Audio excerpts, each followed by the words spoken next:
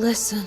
Disclosure Day ends exactly where its most interesting movie should begin. The truth is finally public. Margaret's message has reached the world, and humanity can no longer pretend that something non-human is not here.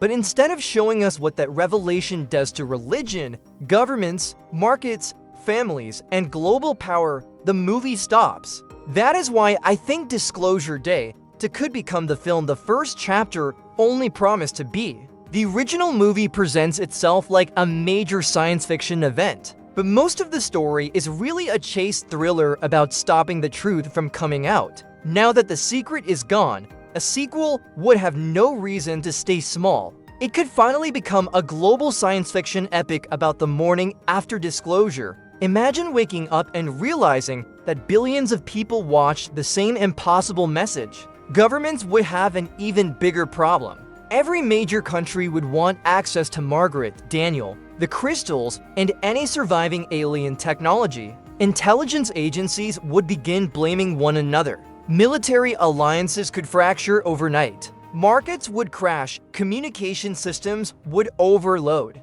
and public trust would disappear. Margaret and Daniel would become the two most wanted people on Earth. Some would see them as prophets who freed humanity from a lie. Others would believe they triggered an extinction event. Governments would want to control them, corporations would want to study them, and frightened people would either worship them or try to kill them. That is already a much stronger conflict than another ordinary pursuit through city streets. Margaret would no longer be running from one secret organization. She would be trapped between the world's competing ideas about what she represents. The sequel also needs to explain the so-called magic crystals. In the first movie, they feel like a universal solution to every storytelling problem. They can project consciousness, hide people, affect electricity, and apparently manipulate perception. Their abilities change whenever the plot needs something new.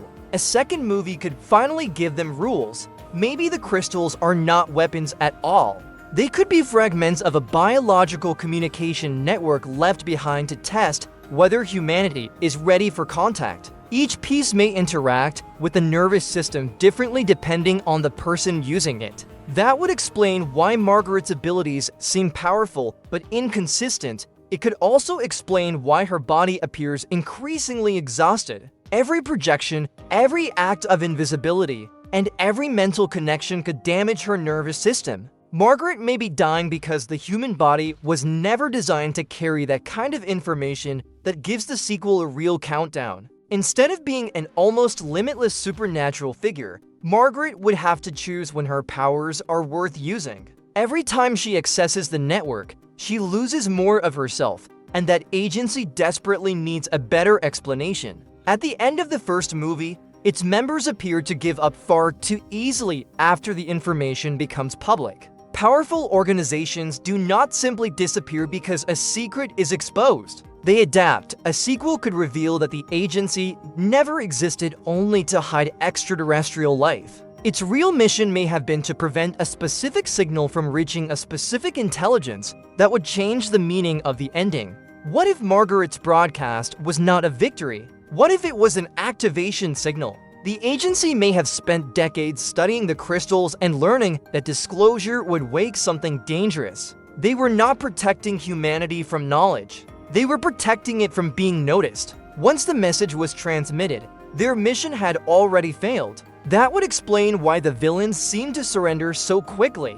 The countdown had already begun. Disclosure Day could then reveal that the beings connected to Margaret are not the only extraterrestrial force involved. Perhaps they are refugees, observers, or one side of a divided species. The signal may invite one group while alerting another. The first movie suggests that empathy is the visitor's main language.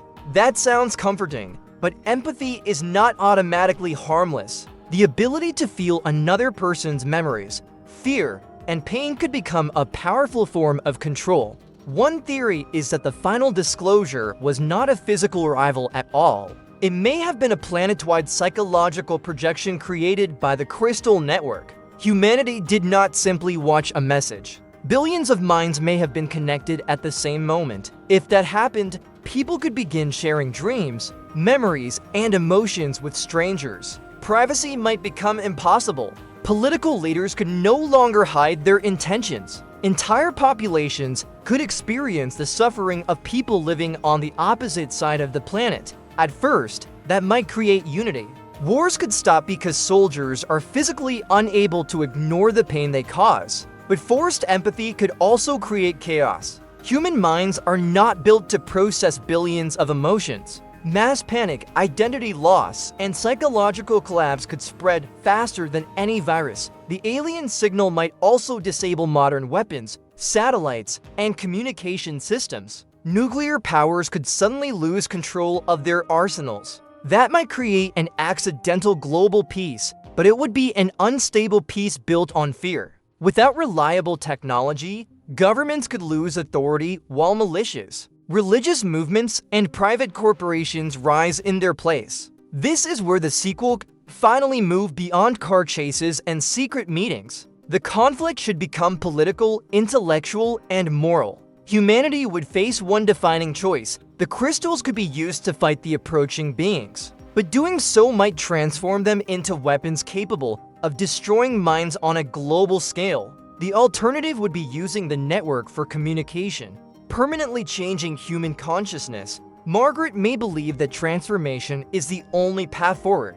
Daniel may fear that humanity would lose something essential in the process. Their relationship could become the emotional center of the sequel, with both characters trying to save the world in completely different ways. And from their perspective, they may not be wrong. That is what a stronger sequel needs. No simple villains, no easy answers, and no magical object that solves every problem. The climax should not be another physical chase. It should be a decision that affects every human mind on Earth.